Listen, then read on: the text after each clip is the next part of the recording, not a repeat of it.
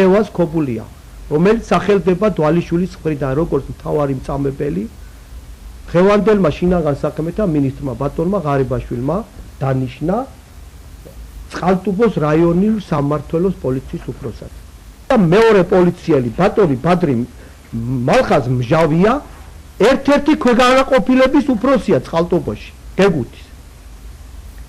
ასე დააწინაურეს ის ხალხი, რომლებიც ციხეში უნდა იყვნენ და ეთყობა რაღაც სიბინძურეების გამო დანიშნეს ეს ადამიანები თანამდებობაზე. მე ადვოკატთა ასოციაციის თავმჯდომარე. ვითხოვ ბატონ პრემიერ-მინისტრისაგან ერთი თვის ვადაში უნდა გადააყენოს შინაგან საქმეთა მინისტრი ირაკლი ღარიბაშვილი, მთავარი პროკურორი არჩილ კბილაშვილი და მთავარი პროკურორის მოადგილე ლაშა ნაცვლიშვილი.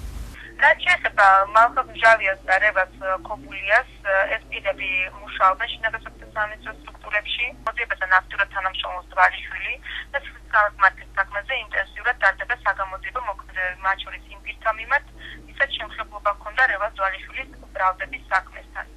იმ შემთხვევაში თუ დადასტურდება რომელიმე პირის ან მოქმედი პოლიციელის მდალეულობა ამ საქმეში, მათ მიმართ ტარდება კანონით დადგენილი წესი.